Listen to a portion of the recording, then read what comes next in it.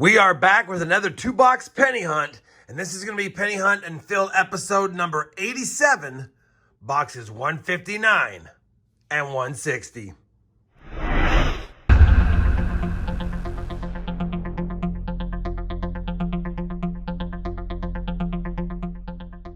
Hey everyone, it's RobFindsTreasure. Welcome back to my channel. We have a 2-box penny hunt episode today in our quest to add another cent to this Dansco Lincoln Penny album.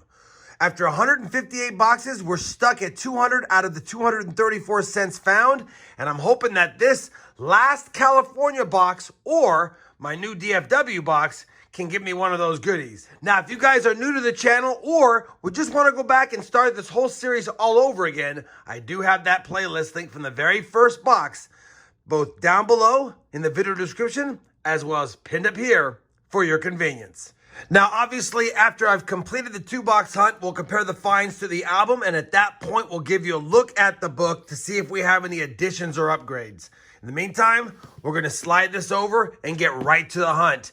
Now, I have to open up this taped-up box because, again, it was shipped in transit from Pine Creek Coins, and I want to thank them for this third and final box. And hopefully it's a good one, but I got to get it open before we can figure that out. Let me go ahead and crack open the top of this one and make sure it's circulated. And as an FYI, this kind of box has the holes in the bottom, so I know we have circulated cents for the second box, my local box to hunt. All right, I'll be back in just a second. We'll take a look at the enders and then get the hunt started. Well, I got this first box open, and that is a lot of copper. And I did a quick perusing of the end coins on just this side, and I think I have... well, I know I have a 1940-something there, wheat cent ender. And then we've got a 1957 or 52 wheat cent ender there. So based on the amount of copper I see on the ends and the fact that we are guaranteed a couple of wheat cent enders that we can only see on the first 50 sides, this could be a fantastic box. Now I'm super excited to get into it, and holy cow, that looks great. Let me go ahead and get the hunt started. You guys know the drill. We're going to start looking for wheat cents and other goodies. And the second I have a find, I will be sure to bring you guys back in. And I will be curious to see how much copper, total weight in copper we got in this box. All right. I'll be back with my first find. Looks like in just a few moments. Our first wheat cent of the box is going to come in roll number 9. We've only got a 1959 pulled aside and a little bit of copper, so kind of a slow start. But the first wheat cent's going to be a 1958D, the last year they had the wheat cent reverse. Roll number 10, wheat cent number 2. Wheat cent 2 is a 1946 Denver. Roll number 13 is going to give us our first Canadian cent of the hunt, and this is going to be a 1977. Roll number 18 is going to have one of those wheat cent enders, and it's a 1940-something. Let's see what year it is, and if it has any friends with it. That wheat cent ender is going to be a common 1944 Philly, but it's our third for the board. Roll 22, wheat cent number 4 is going to be a 1940 San Francisco. We'll take that, oldest of the hunt so far. We're on roll number 26, and we're going to have wheat cent number 5, and based on the reverse, it could be an older one, or it's another Warren 40s. It's a Warren 40s, 1942, Philadelphia. Roll 28, wheat cent number 6. Wheat cent 6, a 54 Denver. Roll number 29, wheat cent number 7 is going to be a 1941 San Francisco. It's got pretty good detail, kind of a cool patina on it as well. We'll take that. Now we got a 40S and a 41S from the hunt. Roll number 30, and we finally have an oldie. It's not in the 30s. It's in the 20s. 1925 Philly. Pretty sure we don't need it, but great seeing a 20s wheat cent in the box. That'll make wheat cent number 8 now through 30 rolls. Roll 31. Wheat cent number 9 was facing us. It's a 1954 San Francisco. Roll 33. We have 10 wheat cents. Wheat cent number 10 is a 57 Denver. And I'll make mention that the next roll, I believe, has that ender. So we'll get into that roll unless I find something else in this roll. Roll 34 had the ender that we thought was a 50-something, and it is. Wheat cent number 11 is a 52 and another San Francisco mint mark. Can't get mad at that. Well, we finished that California penny box, and I'll tell you, the last dozen rolls were pretty much cold as ice. Not a lot of copper, no wheat cents found in the last dozen or so rolls. But that being said, it was still a good box. We did get 11 wheat cents, including one from the 20s, a 1925 Philadelphia, and that's a good thing to see. But yet again, those pesky 30s wheat cents just are so elusive. We got one Canadian, we got 5 1959s, and only one 69S yet again. And that's odd because typically I get 4 or more in my California boxes, but all 3 California boxes from this 3-box trade only yielded 1 per box. I will tell you, I was pretty surprised at the low amount of copper from this box based on the enders. We didn't even get 2 pounds. Only got 1 pound, 13 ounces of copper in that box, which is less than my area, despite it looking good when we popped the top of it. Either way, still a fun hunt, and 11 more wheat cents for the collection. Nothing for the album that I can see here on the board, but I've got my local box now to hunt, and hopefully it's a good one. Let me clear away the discards, I'll slide it over, and we'll do a live opening on it next.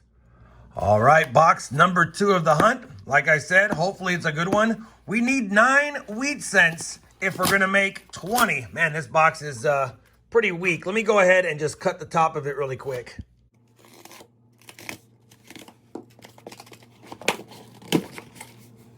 All right, you know what? It doesn't look too bad. Doesn't look too bad. Not as much copper showing, but I would venture to say we'll probably get a couple of pounds in it if we're lucky. Got a pretty nice 70s kind of uncirculated ender there. So maybe we'll see some nice uncirculated coins because we didn't get any bright and shinies in that first box.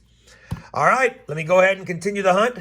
50 more rolls. The mission is 9 more wheat cents for 20 and maybe something for the book. Roll number 1's gonna have a find. It's not a wheat cent, but it's another Canadian cent. And it's gonna be 1991. Roll 52 out of 100, and we have our first wheat cent from the second box, and our 12th now for the hunt. And that's a 52 Denver. Roll number 60, Canadian number 3.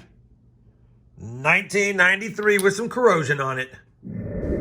Roll 63, wheat cent number 13. Wheat cent 13 is a 55 Denver. Well, I'm on roll 72, and I've already looked at it as far as the edge over and over again, and we might have a steel cent in this roll. Now, a lot of the coins look discolored, so I could be wrong, but this one right here looks suspicious to me. Yeah, that looks suspicious. Let's go ahead and pull it out and see if we got a steel cent.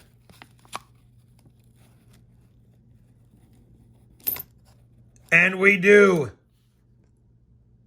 1943 though, again, and we need one with a mint mark, although I don't find steel cents very often, and this might be one of the first I have found in one of my local boxes. So that's a good sign to see one. Let's just make sure it is magnetic, although it looks like it is. And it is. 1943 steel cent. No mint mark. We don't need it. But man, we just don't find those. We'll take it. We'll add it to the board and hope that we find another steel cent and maybe one with a mint mark. Roll number 76 of the hunt's going to give us a 30s wheat cent. And unfortunately, I think we have it, but it's an early one. 1930 Philadelphia.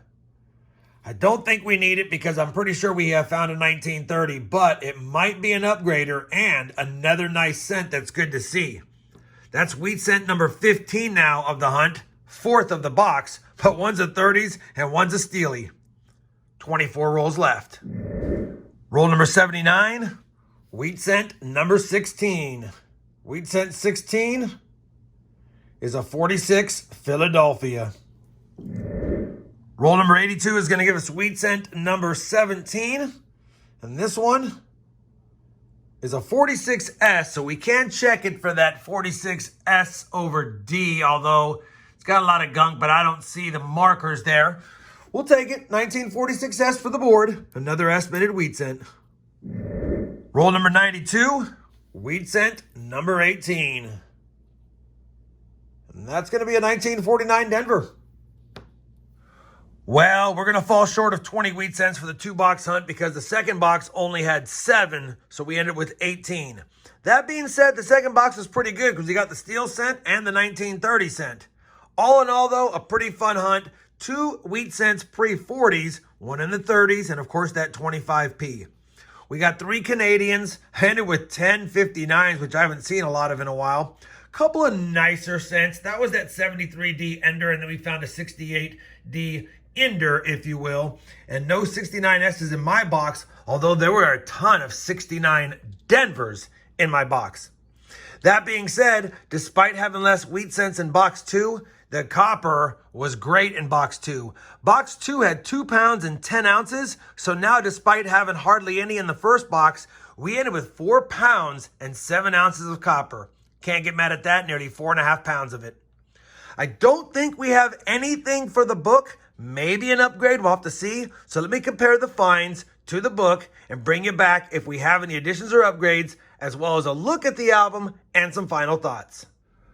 Well, I have compared the finds to the album, and as expected, no additions, but we did have one upgrade. The 1930 that I had in the book had some damage. It actually has a little bit better detail, but it has damage and a discoloration spot on both sides.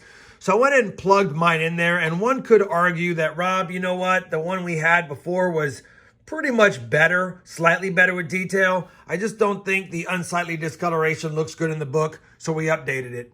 As far as the 1925, it's not going to upgrade, as you can see, so we'll keep the other one in there. Now, after 160 boxes hunted, even though we're still stuck at 200 cents found, it felt like somewhat of a win finding a steel cent and a couple of early cents, even though none of them really could be added to the book. That being said, we only have 160 boxes hunted. I thoroughly expect to go through about 200 boxes to see where we end up for this series. And at the end of the 200th box, if we're still struggling, I'll probably start another book. And at that time, I'll probably include a Canadian album with it to see how far we can get on that as well. Hopefully you guys enjoyed this 2-box hunt. I know I did. We got some earlies, we got a steely, and we had fun looking for varieties even though we didn't find any. If you did, I'd appreciate that thumbs up. And as always, everyone, happy hunting, and thanks for watching.